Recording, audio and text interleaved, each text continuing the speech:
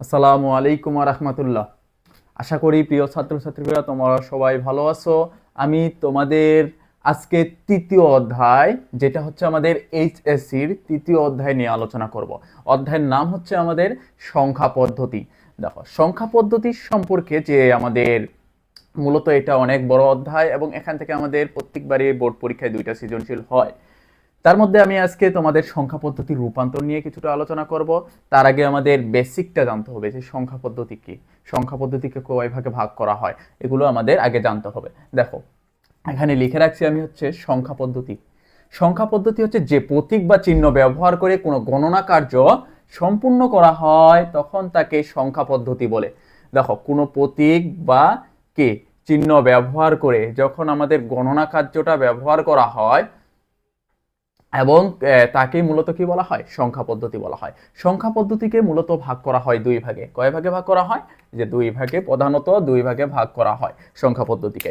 দেখো, একটা হচ্ছে নন পজিশনাল সংখ্যা পদ্ধতি আর একটা হচ্ছে আমাদের পজিশনাল সংখ্যা পদ্ধতি। নন পজিশনাল সংখ্যা পদ্ধতি কাকে বলে? নন পজিশনাল সংখ্যা পদ্ধতি কাকে বলে? দেখো, এখানে যে সংখ্যা পদ্ধতিতে নির্দিষ্ট মৌলিক মান ও স্থান ভিত্তি নেই তাকে নন পজিশনাল সংখ্যা পদ্ধতি বলে। কি বলা হয়?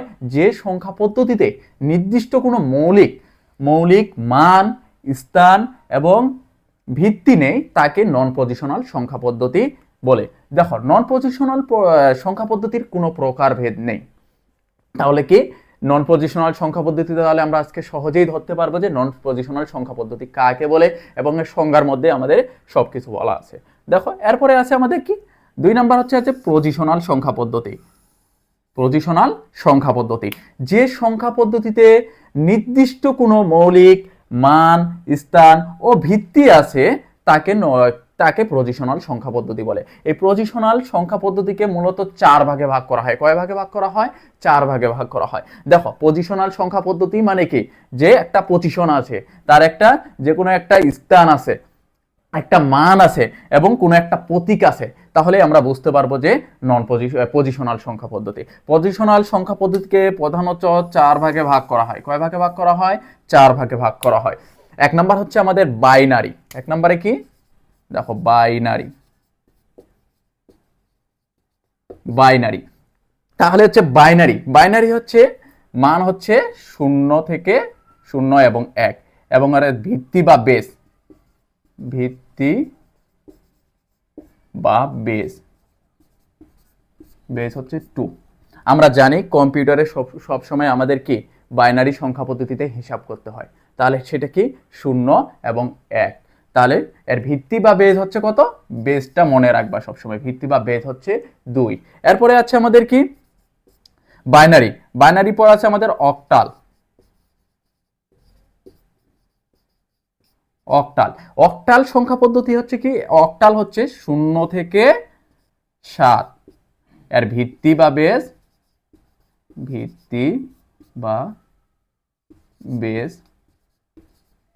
বেস হচ্ছে 8।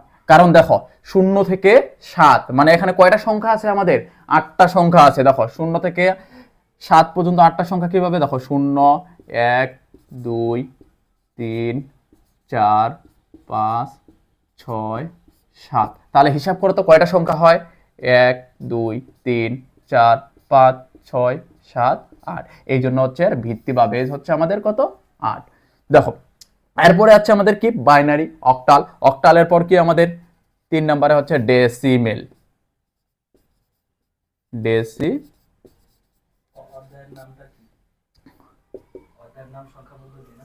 দেখো, ডেসিমেল। এখন ডেসিমেল হচ্ছে ভিত্তি বা বেস হচ্ছে ডেসিমেল হচ্ছে, আমরা ডেসিমেল মানেই জানি কি 10। দেখো, ডেসিমেল মানেই 10। তাহলে 0 থেকে 9, 0 থেকে কত? 9। কারণ এখানে কয়টা সংখ্যা আছে? আমাদের 10টা সংখ্যা আছে। তাহলে এর ভিত্তি বা বেস কত? ভিত্তি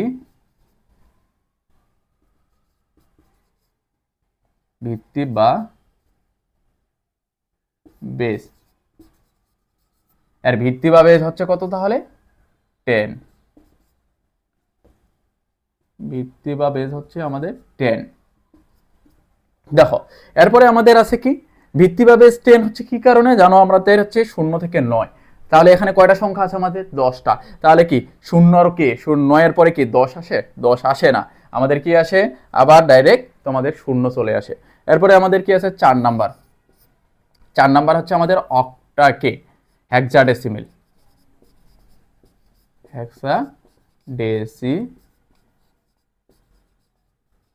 হেক্সাডেসিমেল এর ভিত্তি বা বেস হচ্ছে কত আমাদের? 16। দেখো 0 থেকে আমাদের F পর্যন্ত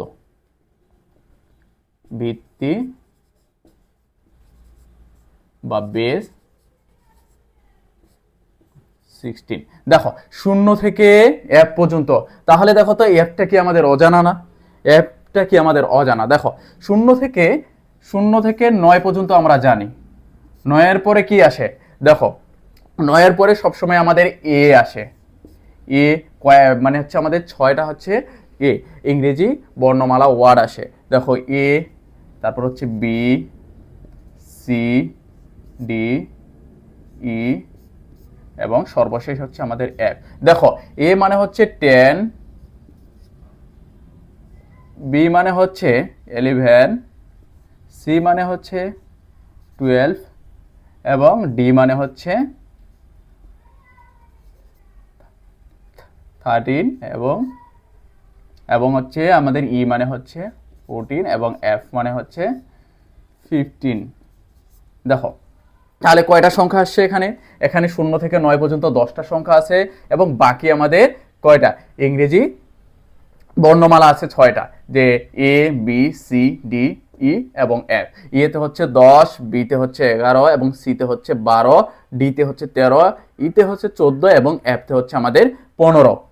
এই বাকি যদি এটুকু মনে রাখতে পারো তাহলে এখান থেকে আমাদের ক নাম্বারের সময় অনেক সময় আসে যে সংখ্যা পদ্ধতি কাকে বলে, নন পজিশনাল সংখ্যা পদ্ধতি কাকে বলে এবং পজিশনাল সংখ্যা পদ্ধতি কাকে বলে, এগুলো হচ্ছে ক নাম্বারের জন্য মনে রাখবা।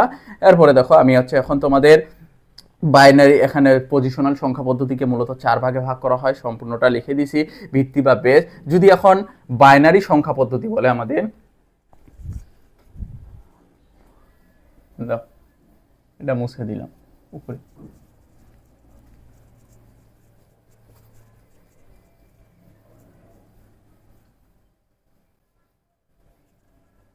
দেখো বাইনারি, তাহলে বাইনারি সংখ্যা পদ্ধতি আমরা এখন তৈরি করতে পারবো না? বাইনারি, তাহলে বাইনারি সংখ্যা পদ্ধতিটা আমাদের এইভাবে দেওয়া থাকবে যে 1 1 0 1 1 এভাবে, এখানে নিচে 2। তাহলে এটা কি? এটা আমরা সহজেই বুঝতে পারবো এখন বাইনারি। এখন কি আমাদের যদি এইভাবে দেওয়া থাকে 5 6 7, তাহলে এটা কোন সংখ্যা পদ্ধতি? এটা হচ্ছে আমাদের অক্টাল। দেখো আবার অনেক সময় এভাবে দেওয়া থাকতে পারে যে 9 5 6, এটা কোন সংখ্যা পদ্ধতি? তাহলে এটা হচ্ছে আমাদের কি? ডেসিমেল। এরপরে আমাদের এইভাবে থাকতে পারে ই এফ 5 ইএফ, একটা সংখ্যা ধরে নিলাম আমি 5, তাহলে এটা কি সংখ্যা পদ্ধতি? এটা হচ্ছে আমাদের হেক্সাডেসিমেল। বুঝতে পারছো? দেখো এখন আমরা হচ্ছে দেখবো যে রূপান্তর। তাহলে আমরা আগে এই সংখ্যা পদ্ধতির সংজ্ঞা জানিয়ে আসছি, এখন দেখবো হচ্ছে আমাদের কি রূপান্তর। রূপান্তর হচ্ছে কি? ডেসিমেল। এই ডেসিমেল থেকে আমরা করব হেক্সাডেসিমেল, করব অক্টাল এবং করব বাইনারি। দেখো তাহলে আমরা কোথায় থেকে যাব এখন রূপান্তরটা? আমরা যাব হচ্ছে ডেসিমেল। ডেসিমেল থেকে ডেসিমেলের একটা মান দেওয়া থাকবে আমাদের। ধরো এই যে একটা আমি সংখ্যা একটা লিখে রাখছি, এখানে একটা মান দেওয়া আছে, এই মানটা ধরো এটা কিসের মান? তাহলে আমরা সহজেই বুঝতে পারতেছি ভিত্তি বা বেজ আছে কত? 10, তাহলে এটা কি আমাদের ডেসিমেল। তারপর আছে আমাদের কি? দেখো এই ডেসিমেল থেকে আমরা সবগুলোতে যাইতে পারবো, বাইনারিতে যাইতে পারবো, অক্টালে যাইতে পারবো এবং হেক্সাডেসিমেলে যাইতে পারবো। তাহলে আমি লিখে রাখছি, দেখো এখানে ডেসিমেল থেকে বাইনারিতে কিভাবে রূপান্তর করব, বাইনারিতে কিভাবে রূপান্তর করব। তার আগে এই পাশে আমি একটা নোট লিখে রাখতেছি যে পূর্ণ সংখ্যাকে ভাগ এবং ভগ্নাংশকে কি করব? আমরা গুণ করতে হবে। কি করতে হবে? গুণ করতে হবে। এটা নোট, সাইড নোটটা মনে রাখবা। দেখো তাহলে কি করব? আমরা পূর্ণ সংখ্যাকে ভাগ করব এবং ভগ্নাংশ, যে আমাদের ভগ্নাংশ আছে এখানে একটা, এই ভগ্নাংশ সংখ্যাকে আমরা কি করব? গুণ করতে হবে। দেখো তাহলে আমাদের এখানে পূর্ণ সংখ্যা কত আছে? 85 মানে 85। দেখো তাহলে 85কে আমরা কি করব, পূর্ণ সংখ্যাকে ভাগ করব। তাহলে 85 85কে এখন কি করব আমরা, ভাগ করব। দেখো তাহলে হচ্ছে 85কে কত দিয়ে, এর বাইনারি ভিত্তি মান কত, বেস হচ্ছে 2 না, এই যে বাইনারির বেসটা দিয়ে আমরা ভাগ করব। কোনটা দিয়ে, বাইনারির বেসটা দিয়ে। তাহলে বাইনারির বেস কত বা ভিত্তি কত, ভিত্তি হচ্ছে 2, এই যে 2 দিয়ে ভাগ দেব। তাহলে 2 দিয়ে ভাগ দিলে কত, 85। এখন আমার কাছে ক্যালকুলেটর নাই, এজন্য আমি ফোন নিছি হাতে। দেখো তাহলে হচ্ছে 85কে 40 দুগুণে 80, 85 ভাগ 2, তাহলে কত আসে আমাদের, দেখো 42।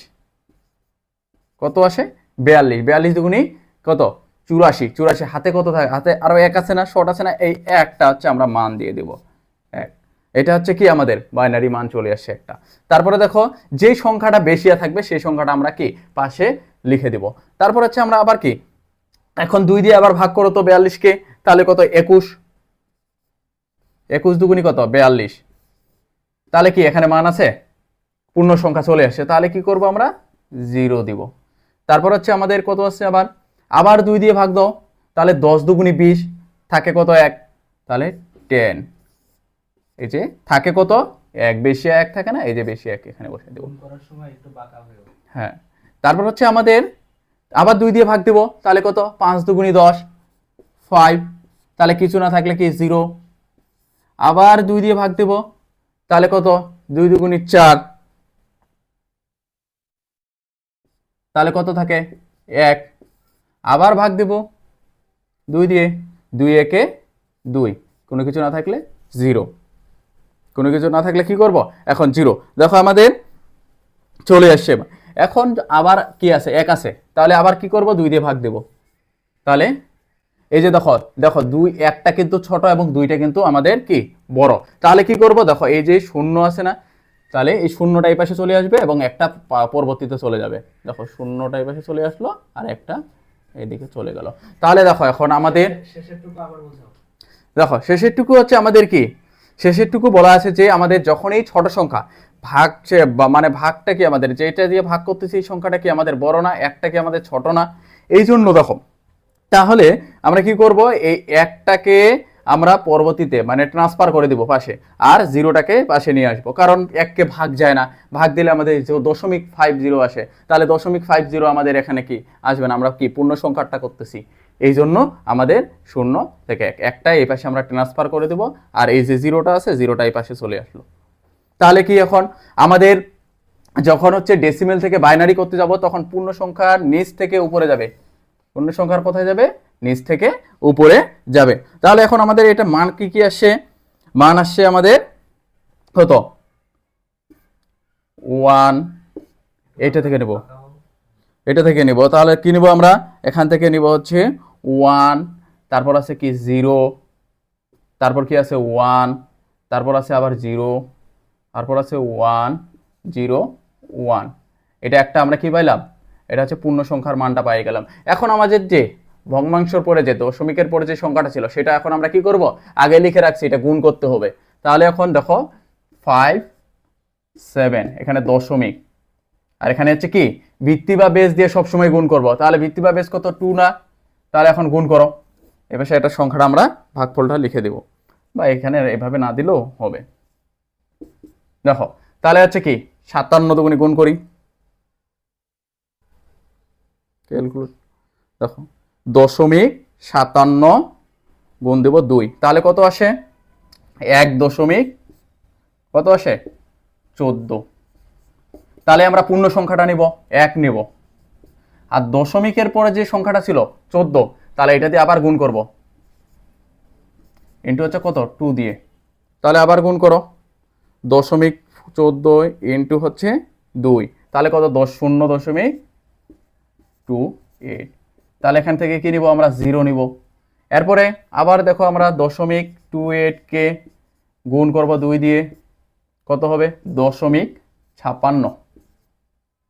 তাহলে এখান থেকে কি নেব আমরা, 0 নেব। এখন এটা গুণ করতে থাকলে চলতেই থাকবে, তাহলে আমরা কি করে নেব, সর্বোচ্চ 2 থেকে 3টা করে নেব। তাহলে এখান থেকে এটার ক্ষেত্রে আমরা হচ্ছে কি করব, উপর থেকে নিচে আসব। তাহলে উপরে কত ছিল আমাদের 1, তারপর হচ্ছে 0 0, এইটা হচ্ছে আমাদের কি বাইনারি মান। তাহলে দেখো আমরা কি করলাম, ডেসিমেল থেকে বাইনারিতে চলে আসলাম। তাহলে ডেসিমেলের আমি মানটা এখানে দেওয়া ছিল, আমি ডেসিমেলের পূর্ণ সংখ্যাকে কি করলাম, ভাগ করলাম, এবং কি দশমিকের পরে যে সংখ্যাটা ছিল সেটা আমরা কি করলাম, গুণ করলাম। তাহলে এই সাইড নোটটা মনে রাখতে হবে, এবং আর এইভাবে আমাদের করতে হবে। এটা উপর নিচ থেকে উপরে উঠছে হ্যাঁ, আর ওটা উপর থেকে নিচে আসছে। এটাই দেখো, এখানে হচ্ছে আমাদের উপর থেকে সবসময় পূর্ণ সংখ্যার ক্ষেত্রে সবসময় আমরা হচ্ছে কি সর্বশেষ যে মানটা আসবে সেটা থেকে নেব, আর ভগ্নাংশের ক্ষেত্রে যেটা হচ্ছে আমাদের কি সর্বপ্রথম উপর থেকে নিচে আসবে। এই যে তীর চিহ্ন দিয়ে আমি এরো দিয়ে খাই দিয়েছি, বুঝতে পারছো? এই হচ্ছে খবর। তাহলে এটা আমরা কি করলাম, ডেসিমেল থেকে বাইনারি করলাম, এখন ডেসিমেল থেকে আমরা অক্টাল করব।